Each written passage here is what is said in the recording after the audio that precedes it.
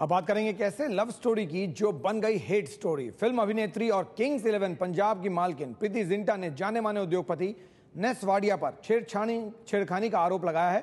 मुंबई के marine drive थाने में FIR दर्ज की गई है। नेस वाडिया और प्रीति जिंटा एक वक्त एक दूसरे के काफी करीब रह चुके हैं। पंजाब टीम के दोनों ही मालिक हैं। प्रीति के आरोप हैं कि 30 मई को आईपीएल मैच के दौरान मुंबई में नेस ने प्रीति का हाथ खींचा और उन्हें अपशब्द कहे। पुलिस ने नेस के खिलाफ छेड़खानी का केस दर्ज किया है और उसके बाद दोनों ने ही बयान जारी किया है। पहले नेस वाडिया ने बयान जारी किया और उसके बाद प्रीति जिंटा ने। नेस वाडिया पर छेड़खानी का केस करने के बाद प्रीति जिंटा का बयान आया है। किसी को नुकसान पहुंचाने का इरादा नहीं है, ये उन्होंने बयान में कहा है, बल्कि अपनी सुरक्षा की फिक्र है। और इसी तरह नेस वाडिया का भी बयान है, मेरे लिए मुश्किल समय है। ये प्रीति जिंटा ने कहा है कि मेरे लिए मुश्किल समय है, मीडिया मेरी प्राइवेसी का सम्मान करे। नेस वाडिया का बयान है कि शिकायत से मैं सख्ते में हूं, मेरे ऊपर लगाए गए आरोप बेबुनियाद हैं। प्रीति जिंटा ने आगे बयान में लिखा कि मैं किसी को नुकसान पहुंचाना नहीं चाहती, अपनी सुरक्षा चाहती हूं। और यह बयान एक के बाद एक आया। पहले नेस वाडिया का बयान आया, उसके बाद प्रीति जिंटा ने बयान जारी किया जिसमें कहा कि वो नुकसान पहुंचाना नहीं चाहती लेकिन अपनी सुरक्षा चाहती हैं और इसीलिए उन्होंने एक केस दर्ज किया। मामला दर्ज किया गया है मुंबई में और अब पूछताछ हो सकती है नेस वाडिया से। और आपको बताते हैं कि महेश भट्ट ने इस पूरी लव स्टोरी पर, जो अब हेट स्टोरी बन गई है, उस पर ट्वीट किया है।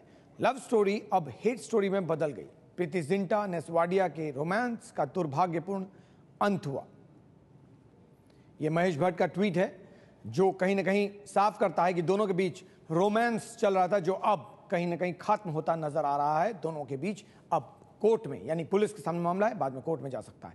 प्रीति जिंटा के आरोपों के बाद राष्ट्रीय महिला आयोग और महाराष्ट्र महिला आयोग ने नेस पर कार्रवाई की बात कही है। क्या कुछ कहा है, सुनिए।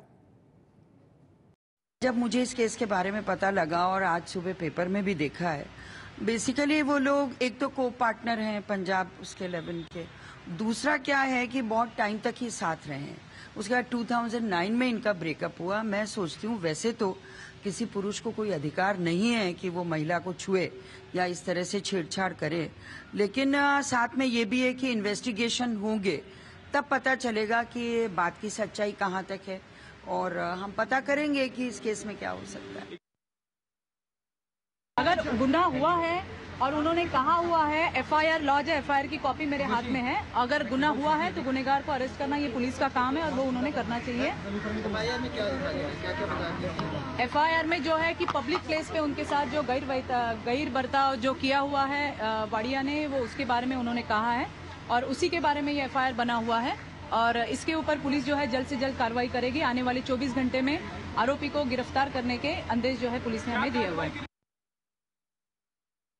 देखिए, महिला अत्याचार एक ऐसी चीज है जो मैं समझती हूँ कि किसी भी क्लास क्रीड से ऊपर उठ के हैं। चाहे वो गरीब से गरीब महिला हो, चाहे अमीर से अमीर महिला।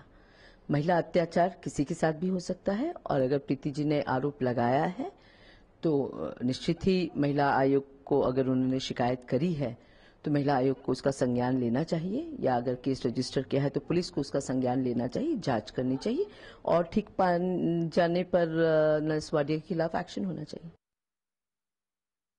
एक ओनर दूसरे ओनर के साथ छेड़खानी कर रहा है, यह परिस्थिति आ गई है, तो बहुत ही ज्यादा बात आगे बढ़ चुकी है और बहुत ज्यादा बदनामी हो रही है।